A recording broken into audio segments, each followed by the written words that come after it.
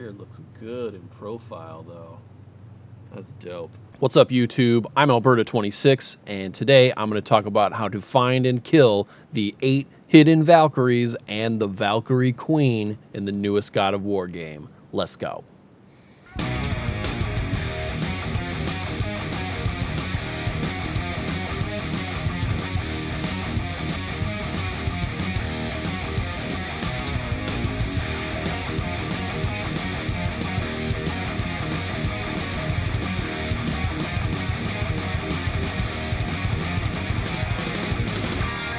In order to hunt down the 8 Valkyries in this game, you will need to advance in the story far enough to where you have a certain magical chisel.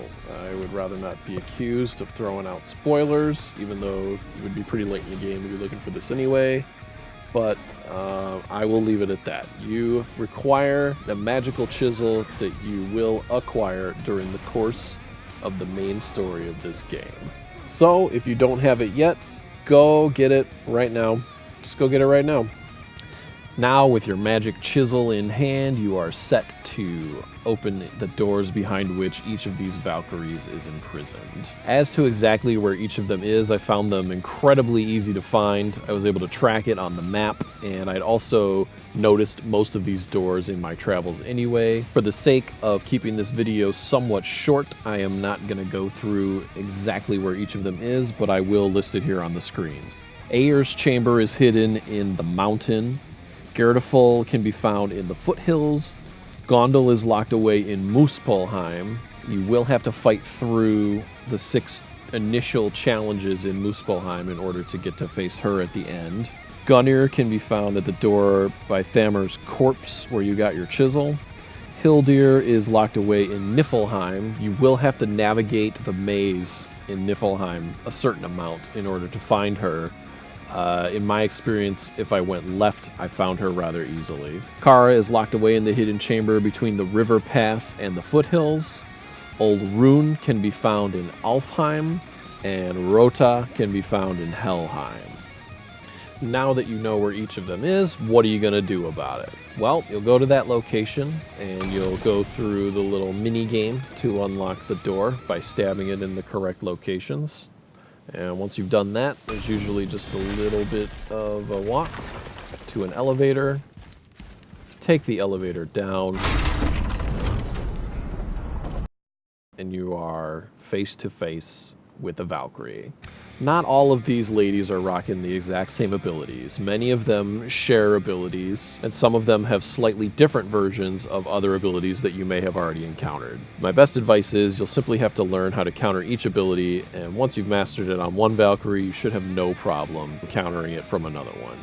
As far as weapons go, I don't feel that there's a particularly wrong answer. There are certain abilities where a ranged attack will interrupt it, but you can rely on Atreus for this. His arrows do serve that function, and sometimes he'll be quicker to react than you. I mean, you simply have to press square instead of, for example, switching from the Chaos Blades to the axe and then throwing. But you can use whatever playstyle you like, as Atreus does provide a reliable interrupt with a very short turnaround time, as long as you haven't run yourself out of arrow charges. The Valkyries do drop consumable health items throughout the fight. I tried to pick these up as soon as I could. You can, in theory, save them for later, but taking your eyes off the Valkyrie long enough to get to one can cost you the fight, so if you have good awareness, I guess you can get away with doing that. Don't be disheartened by successive defeats. It'll take you time to learn exactly how to counter or survive each of the Valkyrie's abilities. Just stick with it, and you will succeed.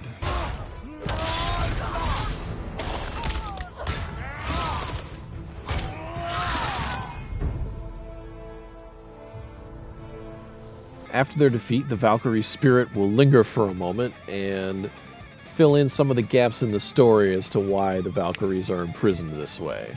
Survive the dialogue, gather your loot, and move on to the next Valkyrie. Only 7 more to go.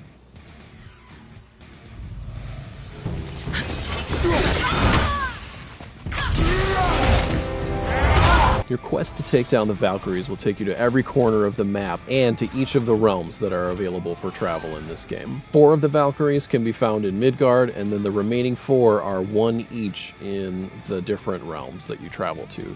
Once you've visited every corner of the map and beyond, and torn the wings off of a Valkyrie in every scenic location, you'll make your way to the Council of Valkyries. You've been gathering helmets as you go, and this is where you're going to use them. You'll summon the spirit of each of the Valkyries to one of the seats, which will open up a realm tear and unleash the Queen of Valkyries herself.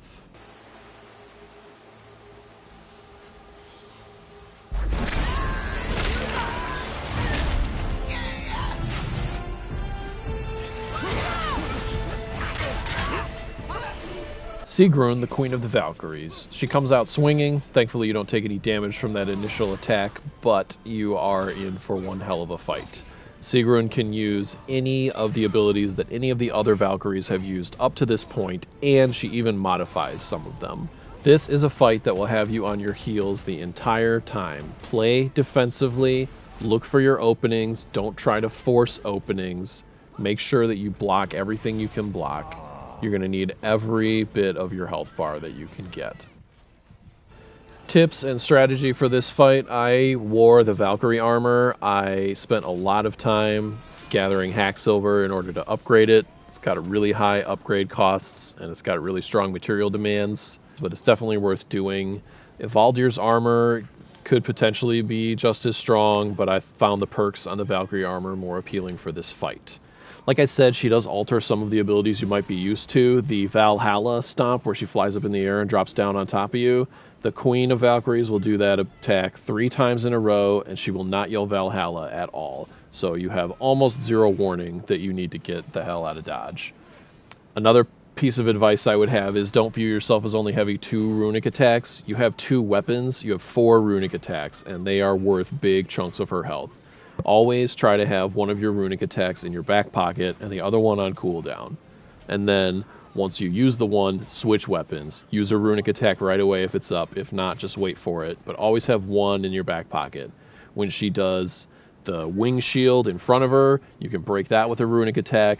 A lot of her other attacks can be broken by using one of your runic attacks. A key thing to remember is that you will still take damage from her attacks while you are performing one of your runic attacks. So don't feel like you're safe just because you're in the middle of one of your attack animations. You're not.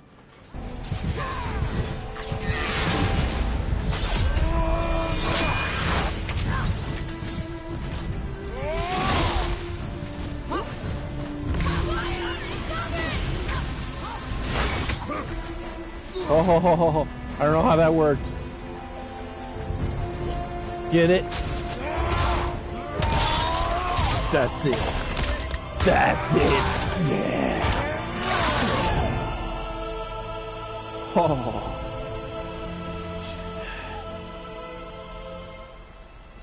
And that's it. I hope you enjoyed this video. I hope you find it helpful. Hit me up in the comments. Let me know what you think. I'm Alberta26. Game on.